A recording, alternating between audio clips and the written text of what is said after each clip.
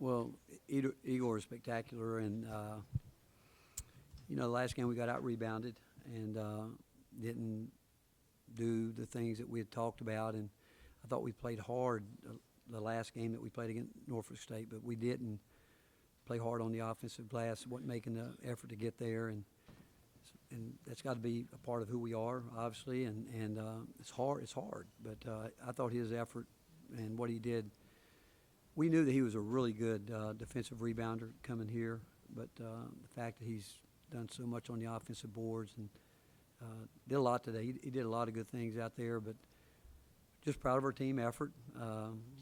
You guys know how much respect I have for John and his career and what he does and how he does things. And defensively, I thought they had a good game plan coming in. I think they scored on the first 4 baskets where they just really picked us apart and got us where we were over rotating, and we were able to adjust a little bit. But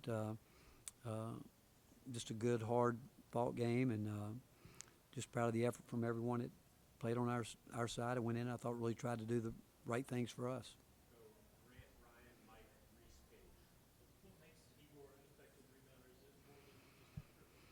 Well, I think he's got anticipation skills, obviously, but he's quick, got good hands, and but when it gets to those 50-50 rebounds, it's effort and making it.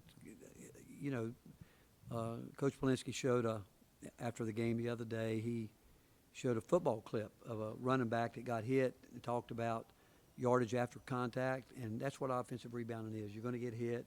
Can you go get some yardage afterwards and get yourself in position to either get it, open up a gap for somebody else to get it, tip it back, and but his effort, he's been pretty consistent with that all year. But like I said, our last game out, we didn't, not so much, but just proud of the effort these guys put into it today.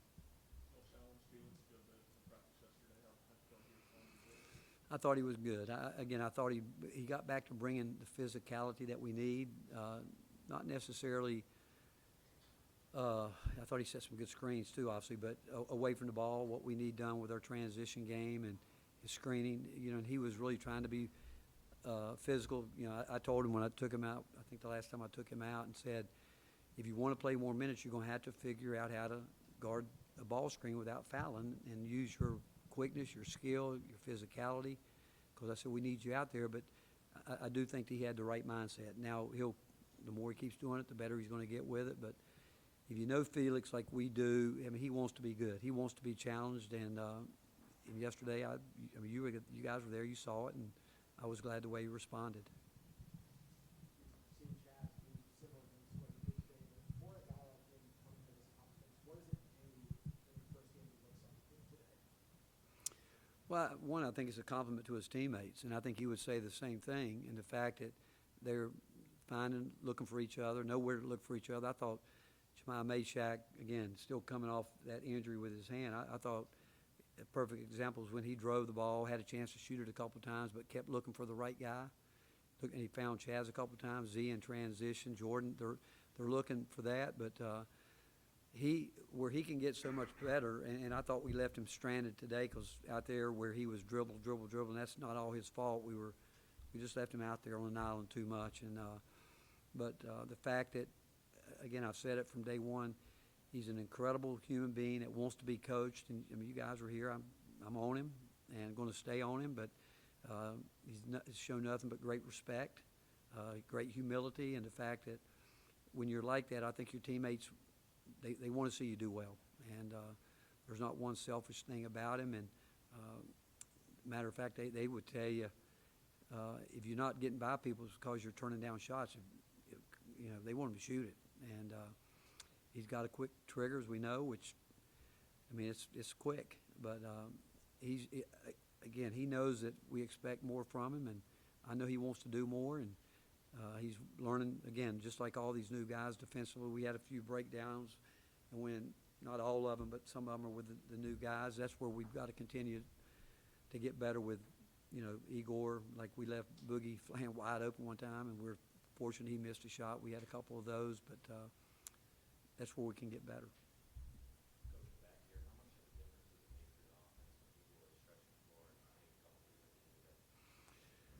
Well, again, I've told him when he's open, taking good shots, we want him to shoot it.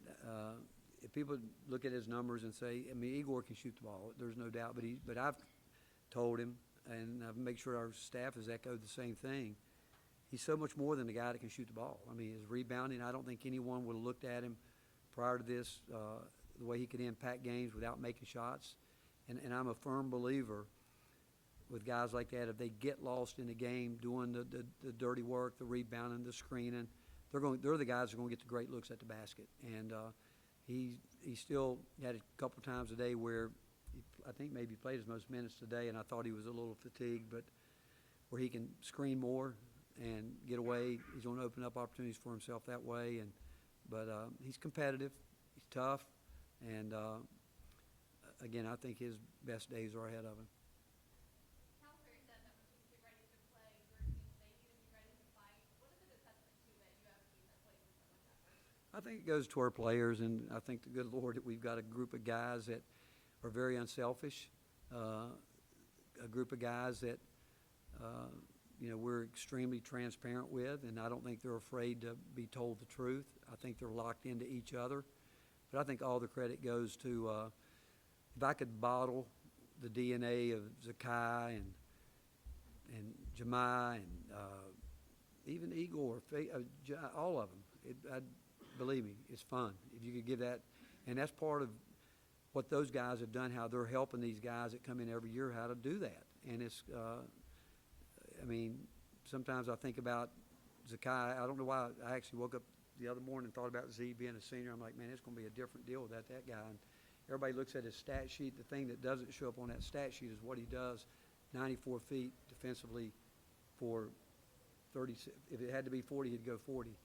But it all goes to the players and, good families, and they come in knowing what we expect, and but they expect it from themselves too. That just needs to be reemphasized daily to them. Rick, how rare is it for someone like for Lanier to have a release that quick and be that accurate from three? I mean, it just seems like that's one of the quicker releases in the game, really.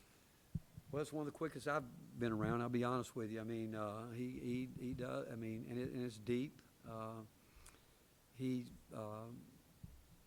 It's quick. It is. I mean, he gets rid of it, and it's hard to guard because obviously you don't want to put a guy like that on the free throw line with three. And but again, it goes back him doing his work early, getting off screens, getting his hips turned quick, because he's not going to get much separation. So he needs it. He needs to have that, and that's why, again, I watch him do some things, and I know there's just so much more in there that he can get out. And but he's just an incredible kid, and again, he's here because he would tell you he wanted to be part of a team, and I'll never forget, he told me when he made up his mind, when he walked in here, I think at midnight, when he got here that night, the whole team was waiting on him. And I think that goes back to the other question. We've got a group of guys that really care about themselves, this university, and this basketball program.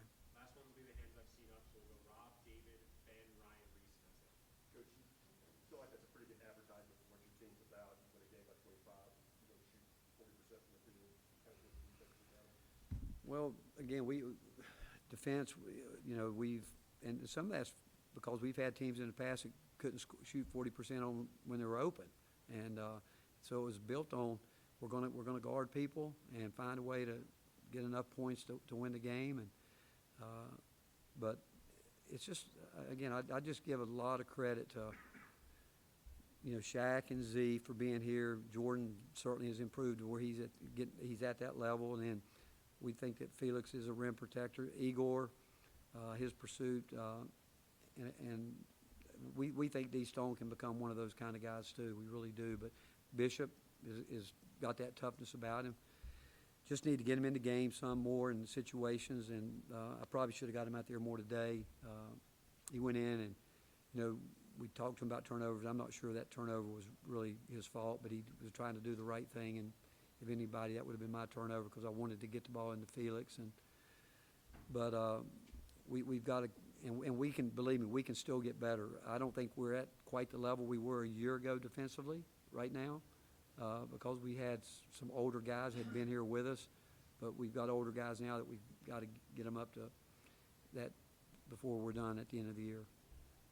Rick, I know when you're walking through the line at the very end, shaking hands, it's a quick thing, but did you have a chance to say anything to Jonas, and what was just your reaction to the crowd? Because obviously every time he touched it, everything you knew. Well, I love Jonas, and when I shook his hand, I hugged him. I said, "Jonas, I love you," and I do love him because he, you know, he found a situation that was really hard for him to turn down, and he did it, which I have no problems with it. But I think it was hard. I mean, because he did a lot for us while he was here, but I wish him nothing but the best. I'd say the same thing about Cam Carr. You know, it's like Jemiah Meshack said it best. He said, all we can do is pray for him and wish him the best, but we've got to take care of our business here and keep moving, and that's what we've done.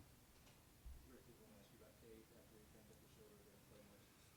Yeah, you know, he was available if we needed him. He was. The situation didn't call for it. Ryan and then Reese. Talked yesterday about the challenge of SEC play for Chaz and Igor. I know it's just one game, but how encouraging was it to see them perform the way they did?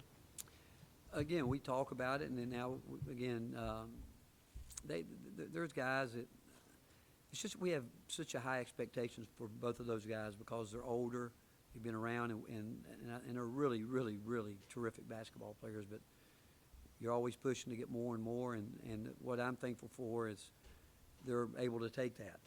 They're able to take it. They know that what we did today looked good today, but we got to be better tomorrow, and so that's our approach to it. And they know it. They know we'll go in that film room tomorrow and scrub this out real quick before we get on to the next one. But they know they're going to be shown more things they can probably improve on, more so than things they did well, and that's what. And those guys are a group of guys that take that approach. That's why they're fun to coach.